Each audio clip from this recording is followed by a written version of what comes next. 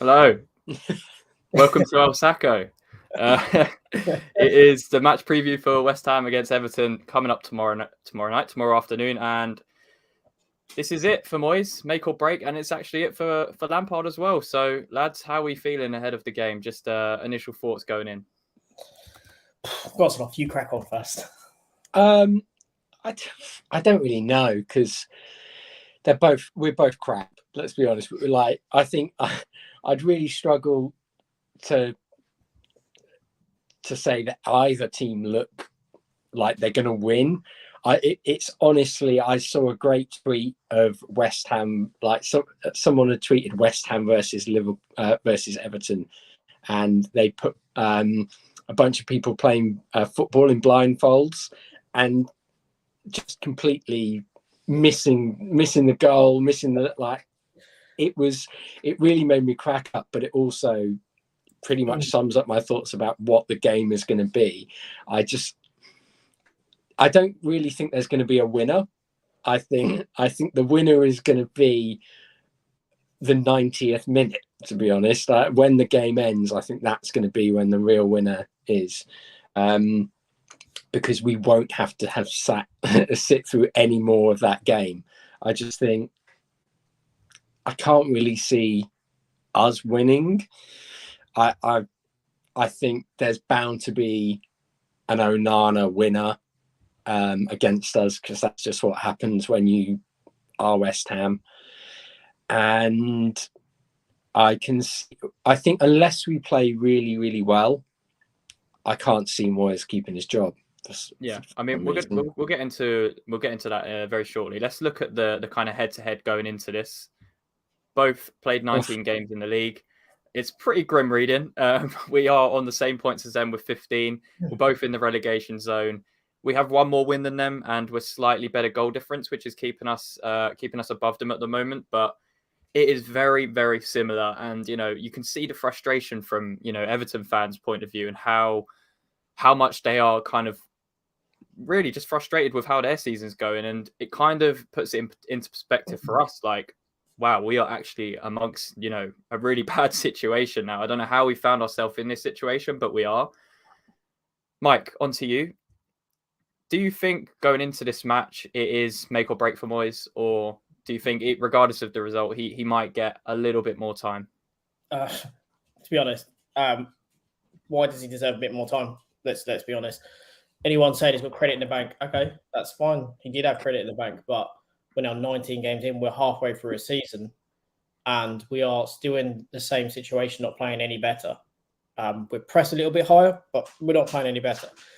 So is it make or break? In my eyes, yes. I think if you look and read between the lines as to all the managers that are being linked and conversations that, if Moyes is sacked, we're going to be going for X. If he is sacked, these are all coming out this week. Now, obviously no smoke without fire, but in all honesty, win, lose or draw, I don't think it matters, because quite frankly, beating Everton at the moment isn't anything to be proud of. We joked about it beforehand. It's the equivalent of an MMA fighter walking into a toddler and giving him a slap and going, "I absolutely smashed that, mate." It's just what is there to be proud of? If you win that game and you're walking around proud of it, why? You've beat a team that is performing worse than us, is more disorganised than us. The only game they've been really where they've looked structured at the moment is against Man City, where they're really good, tight and compact. Obviously, the quality of City won out, but other than that, they've looked chaotic. And, we've looked bad, but they've looked a bit chaotic. And obviously the scenes that happened after the last game, they represented what was on the pitch. So, quite frankly, win, lose or draw, I think Moyes should go. And the other thing is the emotion of the day, because it's the memorial to or tribute to David Sullivan. David Gold, yeah. Sorry, Gold. Yeah, not Sullivan Gold. Because it is the tribute to him as well. Again, there's going to be that heightened feeling of, the emotion of the day. Yeah. So I don't think that if we won it is actually a reflection of our quality. It's a reflection of the day as opposed to anything in particular that we're doing. I only think he gets to keep his job if we absolutely comprehensively smash Everton. If we look back at when Moyes first came in his second stint, we beat Bournemouth 4-0 and we played such a high intensity pressing game, and we forced them into errors. We didn't let them play out from the back. I remember it so clearly. Is that what it's going to take for him to keep his job? I know you mentioned there, Mike, about the result doesn't matter. He should go regardless. But if we need to see a completely different approach to Moyes' game tomorrow for him to stand a chance of staying at the football club. To be honest, I think the way I look at it as well is players play well and they get dropped from the team. So, quite frankly, if we play well, that doesn't mean the next week we're going to play well, because those players who play well potentially not going to start, like Ben Rama, for instance. He said again in the press conference today, fair play to him, he actually credited Ben Rama, and there's a lot of people saying that he doesn't credit him, but he credited him, saying he's been one of our most creative. But again, then he'll drop in the next game. Or we might not even start him tomorrow. So It's this kind of, you just don't see where it goes. And I think personally, I think it's done. The players don't seem to have faith. Danny Ings maybe might be a bit of a breath of fresh air, but again, the point that I found quite interesting was him saying that we are lacking the ability to create, and I think something else along those lines about being creative, and then score goals. It's like, that's why I brought Danny Ings. It's like, well, Danny Ings applies to the last one, because I'm pretty sure if you look at him statistically this season, he's not up there as a creative player for Aston Villa. He's a finisher, isn't he? He's not a creator. He is a finisher. Yeah, he was not assisting. He wasn't really doing much in the way of kind of key passes and so on in games. So how does Danny Ings resolve that problem? But we'll probably come on to that in a bit. But I'm not against Danny Ings, so I don't think that I am. It's just I'm opposed to the logic behind the signing, not the player itself. Sure. Let's take a look at Everton before we get into our side of things, because they've shown before, in glimpses this season, very much so glimpses as we have, that they can cause issues to teams.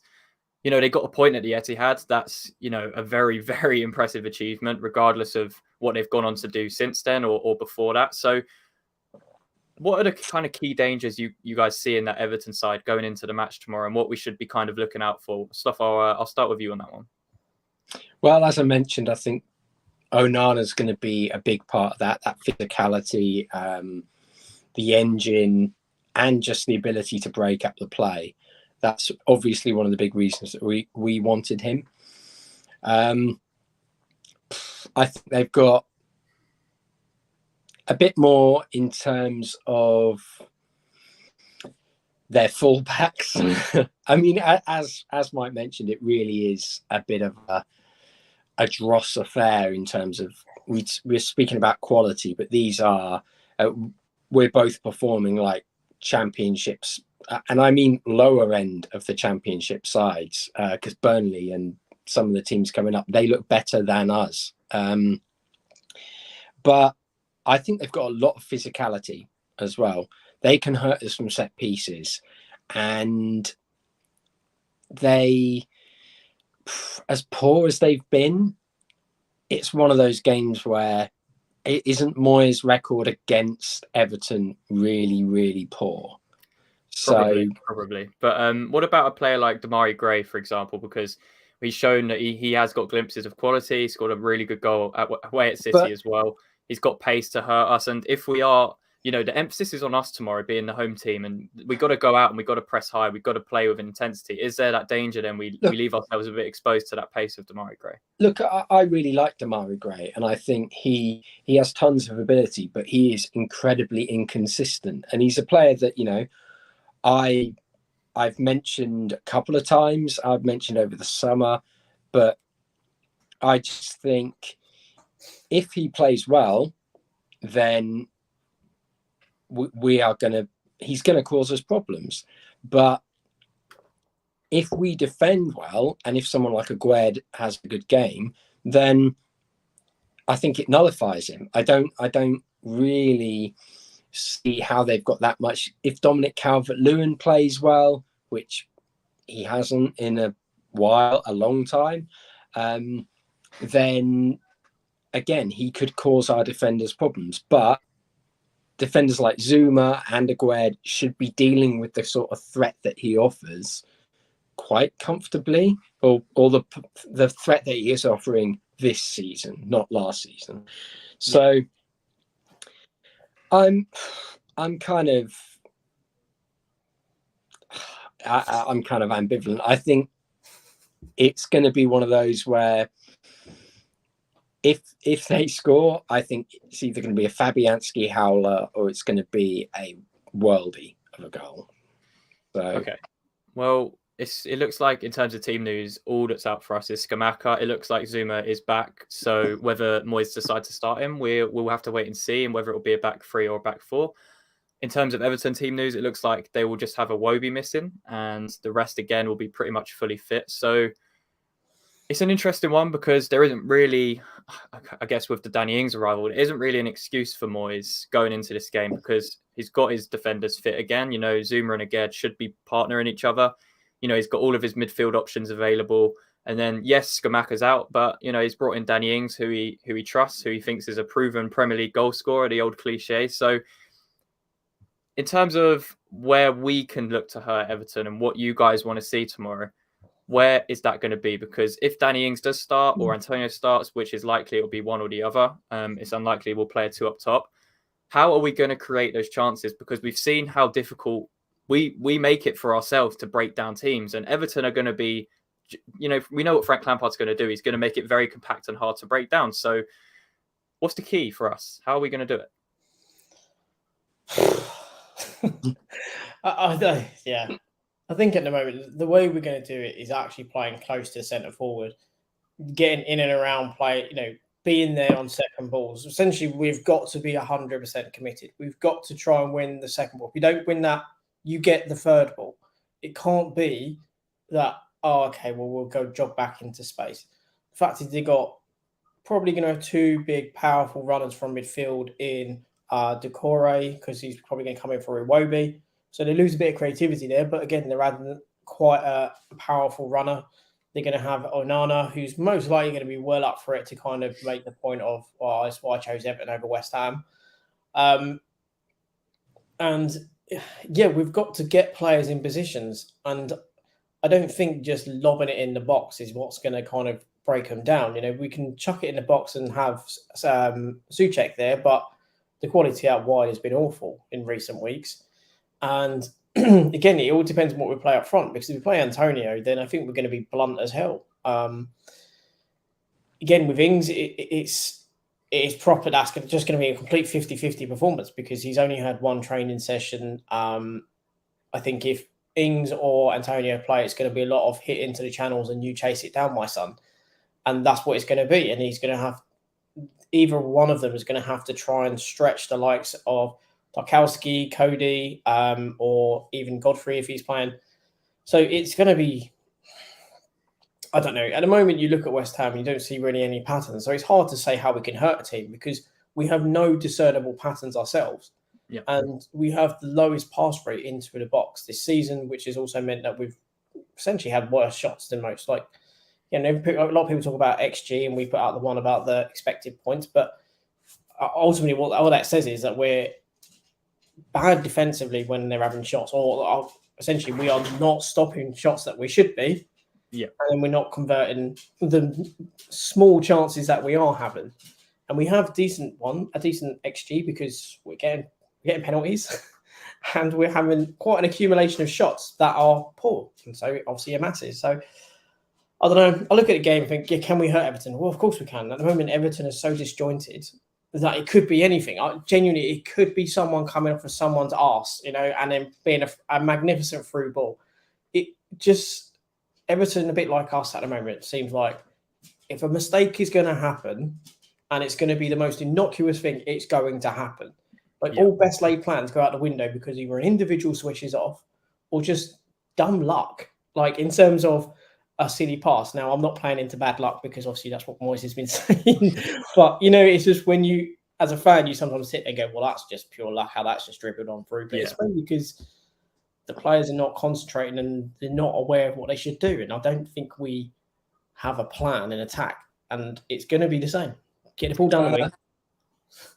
I think the one thing that I kind of, you know, I was a bit vocal about how I don't really rate the Ings transfer from a point of view if we keep Antonio and Ings, then I kind of don't really understand it. But what he does bring is a far, far better level of finishing than Antonio. Yeah. And, you know, when Antonio gets a chance on goal, you know that it's either going to go into Rosed or he's going to score. However, see, he just completely misses it. I'm going to say that all season. Oh, okay, yeah. Sorry, option C. Yeah. How could I forget? But with Ings, you know he's going to get a shot away. You know he's 9 times out of 10 he's going to get it on target. So I will take my hat off to him and say I think that's where I feel like if Ings starts, which I personally would do, I feel like if he starts, we have a far better chance of getting the first goal. And I feel a lot more confident about us going forward. Yeah, I mean, with Ings this season, a lot of his appearances have been from the bench, and he still managed 6 goals in the Premier League, and that all comes from a lower XG of like 5.34 or something like that. So, you know, he is overperforming in terms of his finishing, which we expect with a player like Danny Ings, because his finishing is very good. You know, when you get him in and amongst the box, it's just whether we can get him with the service, which is what we've said so many times. But in terms of the predicted 11 we're gonna have, let's just take a look at it here and how it could slightly differ from this, but this is roughly what we think. So Fabianski to stay in goal. We don't know if, I mean, he mentioned nothing, Moyes, in his presser about Areola being injured. I don't know if he's back, but yeah, and you've got a back 4 of Kufal, Zuma coming back in, hopefully, next to Aged, which will be nice to see them two partner together. Cresswell left back. I just don't think he trusts Emerson at the moment in a back 4. And then you've got Rice, Paqueta, Souček. Can't see him changing from that at the moment as much as we'd probably like to see Fornals instead of a Souček in there. And especially coming up against, like you mentioned, Onana and probably Decore for Iwobi. So he might want Souček's, you know, more physicality in there. And then you've got the front 3, which pretty much picks itself from the right and the left, unless he plays Fornals on the left wing again, which would just be a horrific decision. And then you've got the decision to either start Antonio, who's been pretty much slagging off our transition and saying how it hasn't worked, and you know he lets his agent do the talking or whatever, or you start with Danny Ings, who's literally just arrived at the club. So it's how would you guys be happy if you saw this 11 tomorrow? And do you think this 11 right here on our predicted XI would be enough to beat Everton? I don't know if we can say happy, because I think we all want things to change within that lineup. I think you'd be satisfied if that is the lineup. I think at the moment I would take Mubamba over Antonio up front. At the moment I'm so done with his attitude on and off the pitch. I just don't think he cares. When I watch him on the pitch, he fleetingly runs around, but it seems more for himself than anything else. So yeah, I think I would prefer to see Ings start. There's always a chance, because he's not trained all week and therefore not been part of match prep, that he will prefer Antonio, but his form has been so dire. He may just go, yeah, look, I'm not even going to entertain it. I'm going with Ings and making a point, because I'm going to look to move you on. Again, I think you're right with the midfield. Yes, we would like Fornals, but going against the physical presence that they're going to have there, he's most likely going to want Souček in to try and match up with Onana at set pieces. I think really that's what Souček will be there for, will be to man mark Onana and try and be our forward press just behind Ings. I think that's tactically how he'll use Souček.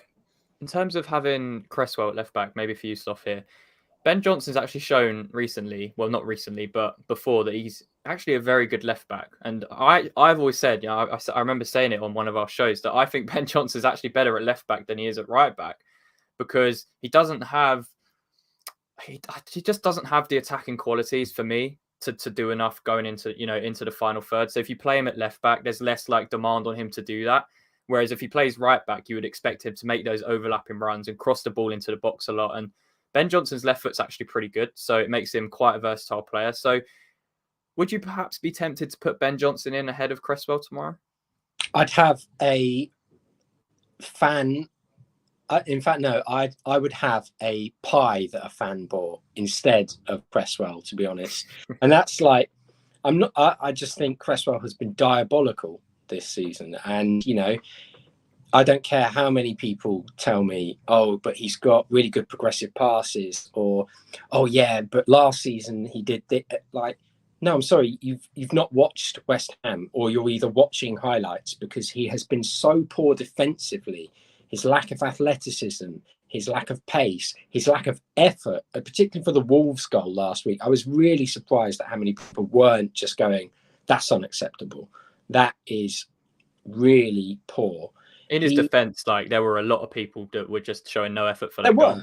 There were, but if you really want to make sure that you're not included amongst that, do something.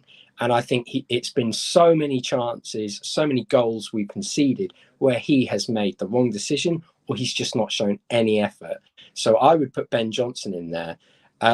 Do I think that's going to happen? Absolutely not. I think, Cresswell's place is assured, and we can thank him for his service like he's some sort of military vet, but it's absurd. As we've said many times, there is no repercussion for poor performances, and no, but there is if you have a good one.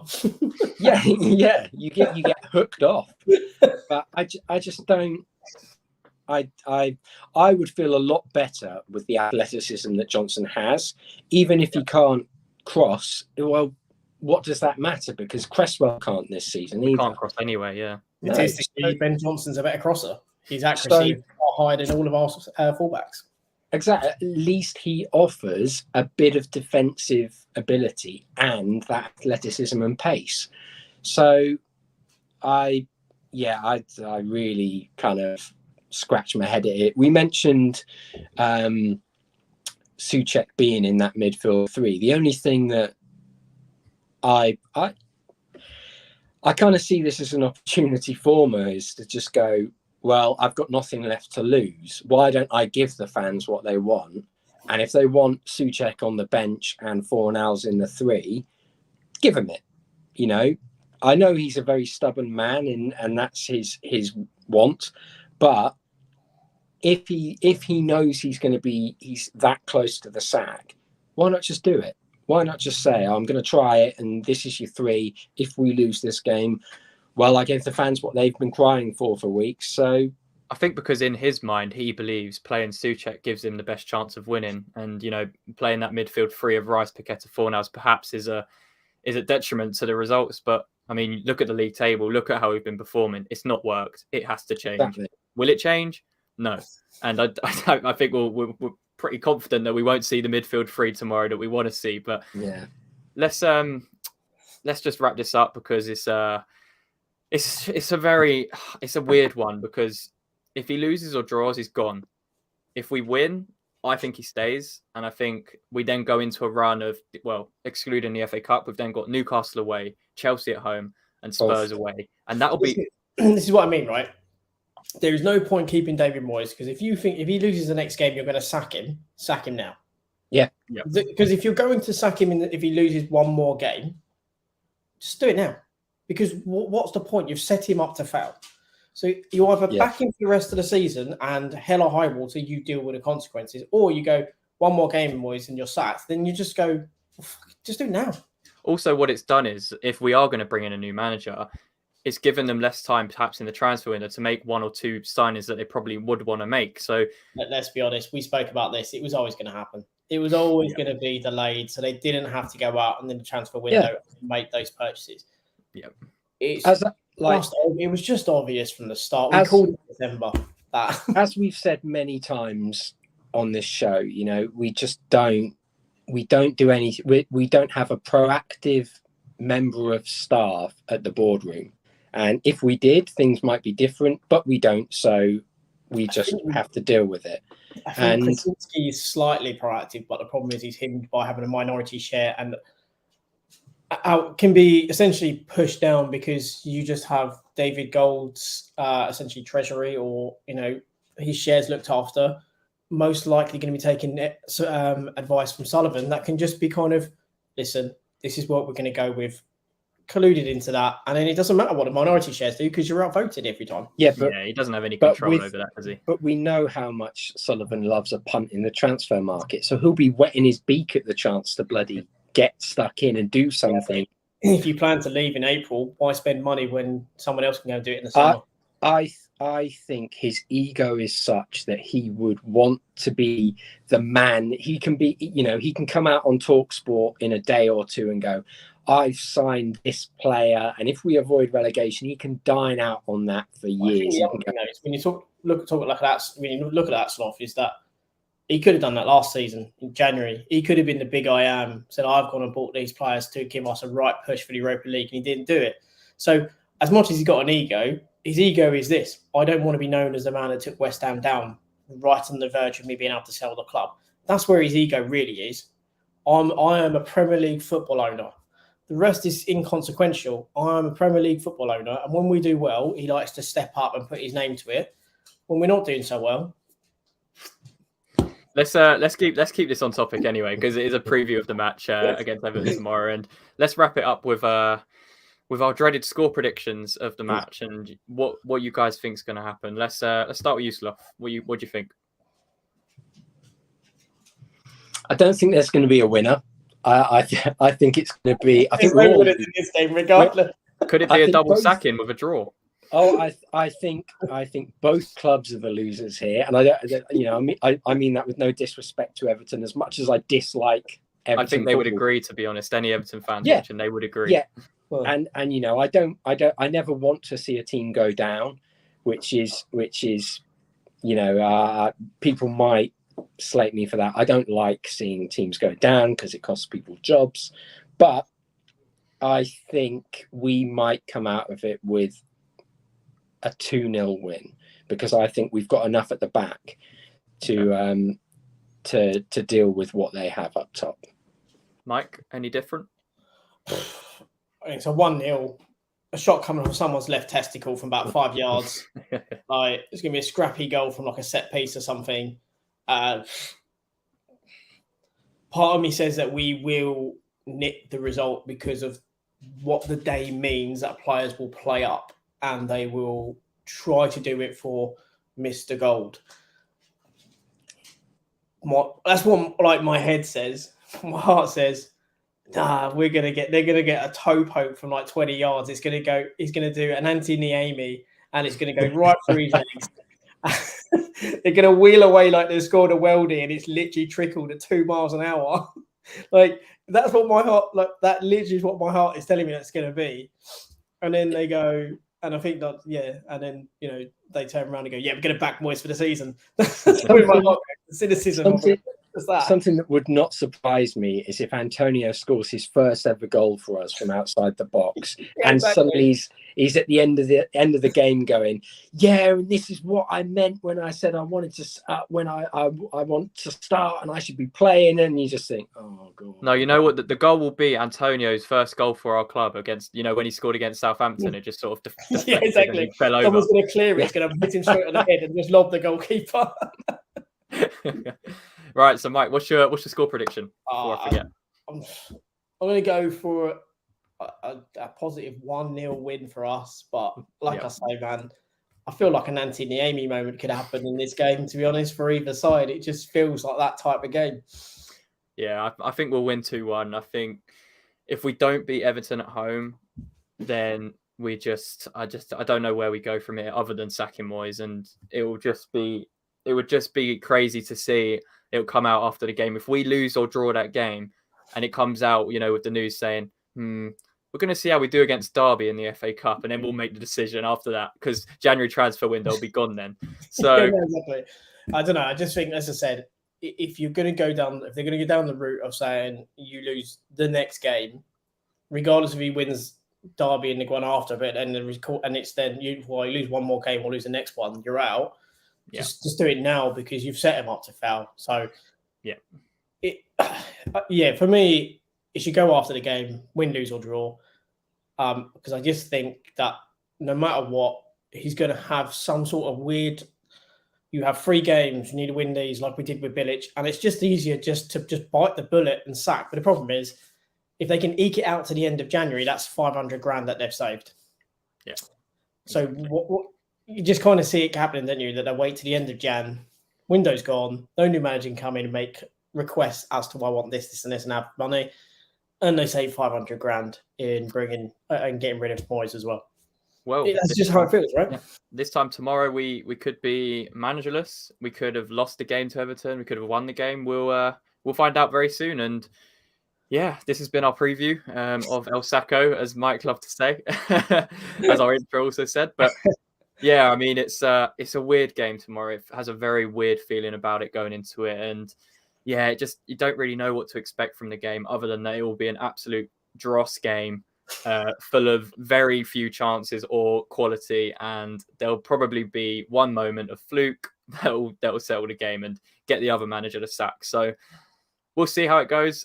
Thanks for watching anyways. Make sure to follow us over on Twitter at Babbling Irons, as we'll no doubt give you a lot of our reaction tomorrow. And yeah, we'll be back for the review of the Everton game.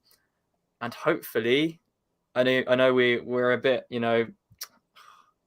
not optimistic to put it lightly, but hopefully we do get the 3 points, because it is a massive game. And if we lose tomorrow, we are in serious trouble. All jokes aside. No. We'll have the Dyche dynasty to look forward to. Come on, guys. We'll have another 6 months of pragmatic football, and then hopefully we'll see something different. Exactly. Cheers to hoping. And yeah, as I said, like the video, subscribe as well. We're putting out content very regularly these days, pretty much a video a day. So if you're liking the content, make sure to leave a like. And lads, one thing left to say for this one. Come on, you Irons. Come on, you Irons.